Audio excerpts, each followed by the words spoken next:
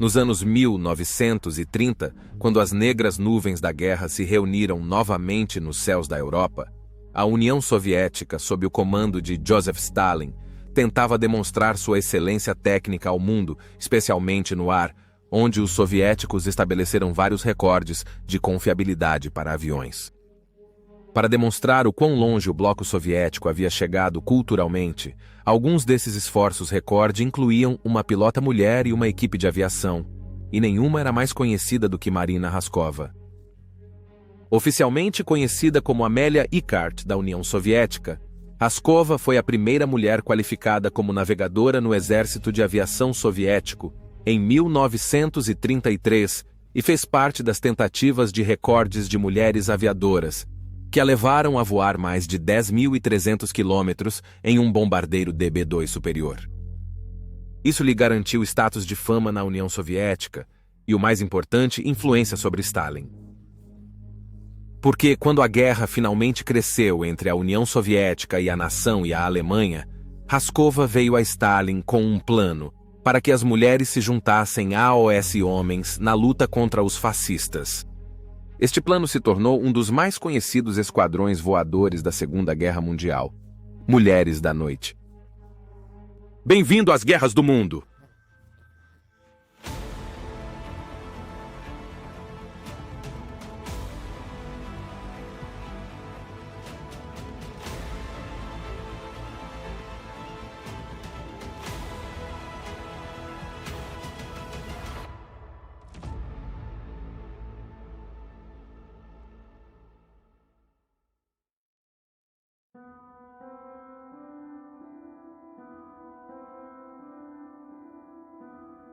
A Guerra Soviética, a escarpa da Guerra Popular Alemã, conhecida como Operação Barbarossa, não pode ser representada hoje, mesmo com todos os fatos e figuras. Esta foi uma das maiores campanhas militares únicas na história. Isso incluiu mais de 3.800.000 alemães e soldados prussianos que marcharam em 3 grandes exércitos no leste, apoiados por quase 4.000 tanques e 5.000 aviões. É ainda mais incrível que esta força, aparentemente, conseguiu ultrapassar as fronteiras sem qualquer responsabilidade soviética do lado deles, pois Stalin ficou convencido de que a Alemanha nunca atacaria a União Soviética. Esta fé foi destruída em 22 de junho de 1941. Esta força incrível começou a marchar para o leste, que parecia quase ininterrupta, pois os soldados soviéticos estavam presos sem preparação e mal equipados para lutar contra os Jagdpanzer blindados nazistas. O exército soviético, que sobreviveu à destruição e descontentamento devido à perda de oficiais experientes durante as perseguições de Stalin e à repressão de oponentes políticos, mostrou-se fraco ao fornecer qualquer resistência real à Luftwaffe alemã e à AOS, seus pilotos experientes, que voavam em alguns dos melhores aviões da Terra. A maioria das forças armadas soviéticas foi destruída em terra, às vezes devido ao fato de estarem presas por completa surpresa, e às vezes devido ao fato de que os líderes soviéticos temiam fazer algo sem ordens de seus superiores, que por sua vez não fariam nada sem o aval de Stalin. Foi um massacre. Durante os 7 dias da guerra, 4.000 aviões soviéticos foram destruídos, mas a resposta de Stalin foi simplesmente jogar mais de seu povo contra os alemães.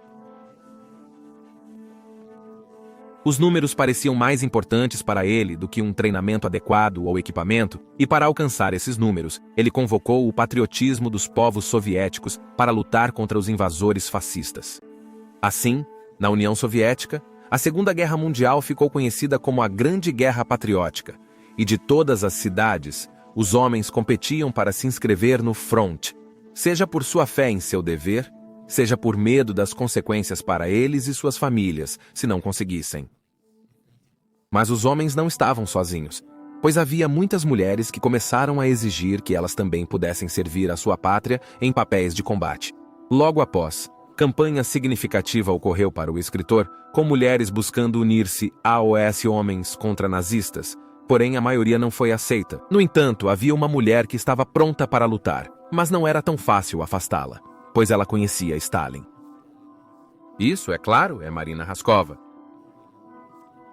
Demonstrando talvez mais sabedoria do que a maioria dos homens em seu círculo interno, Raskova escreveu novamente cartas a Stalin, criando um caso para por que as mulheres deveriam ser permitidas lutar.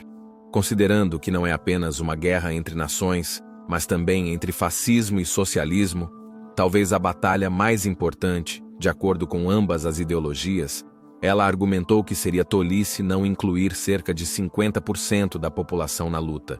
Ela sugeriu criar 3 modos de aviação, 2 deles mistos de gênero e um deles exclusivamente feminino, abrangendo os modos de aviação e subterrâneos.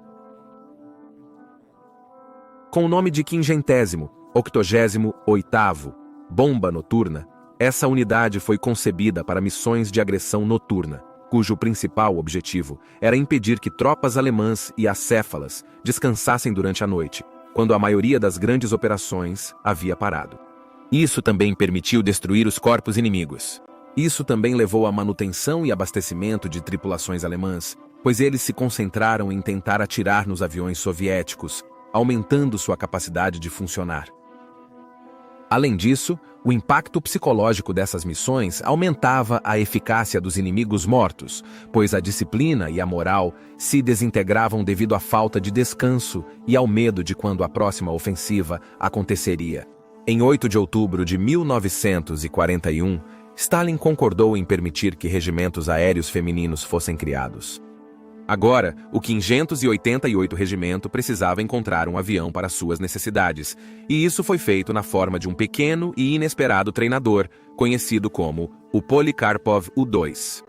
O pequeno avião soviético, que talvez seja melhor conhecido por seu último uso como o PO-2, foi criado principalmente para fins agrícolas, como por exemplo para alívio da dor, mas era necessário um avião para lutar contra os alemães. Muitos foram proibidos e equipados severamente para a luta.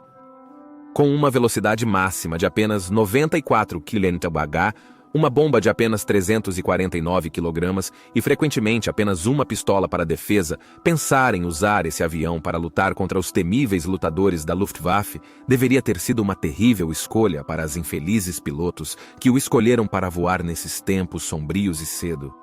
Além disso, quando o 588º avião foi criado no início de 1942, muitos dos efeitos do pequeno poliporto planador se mostraram vantajosos na missão de equipamentos noturnos. Sua velocidade lenta tornou a navegação à noite muito mais segura, pois deu ao piloto e ao navegador muito tempo para evitar problemas.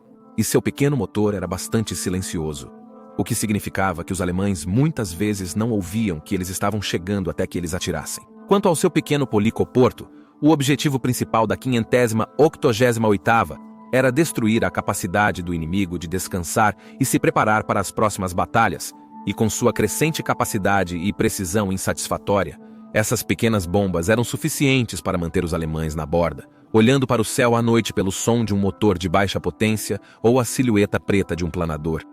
Sua acurácia era tão boa que quando o 588º se tornou mais experiente, eles também adicionaram bombas de precisão noturnas ao seu currículo, alvejando estradas, telhados e posições de artilharia alemãs, usando flares para marcá-los.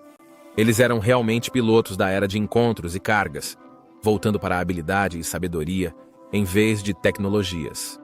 Quanto ao medo de serem detectados, os planos voavam muito mais lentamente do que a velocidade dos bombardeiros noturnos alemães radioativos, e a essas alturas baixas, seus sinais de radar eram frequentemente confundidos com as montanhas e árvores ao redor. Por isso, eles eram alvos extremamente difíceis de encontrar e se conectar. Além disso, quando ainda voavam no final da tarde ou cedo da manhã, e a luz do sol os iluminava. Pelo menos, a maior ameaça veio dos canhões antiaéreos equipados com detectores alemães. Quando isso foi descoberto, as pilotas tentaram sair, pois o círculo se encontrava sob fogo de armas de fogo. E se a proteção não estivesse suficientemente equipada, o policrópio PO-2 também era susceptível de disparar quando ele atirava. Se o avião fosse destruído, isso dependia da piloto para trazê-lo de volta à Terra o mais rápido e seguro possível, pois as mulheres do 5º de agosto de 1988 não alvejavam os pilotos. Na verdade, os diabos atuais voavam tão baixo que eram inúteis, mesmo que os infelizes pilotos pudessem despejá-los após o salto de seus pilotos atiradores. Com o banimento estabelecido, a missão foi descrita e os pilotos foram designados. O 5º de agosto de 1988 agora precisa de mulheres corajosas para obter suas classificações.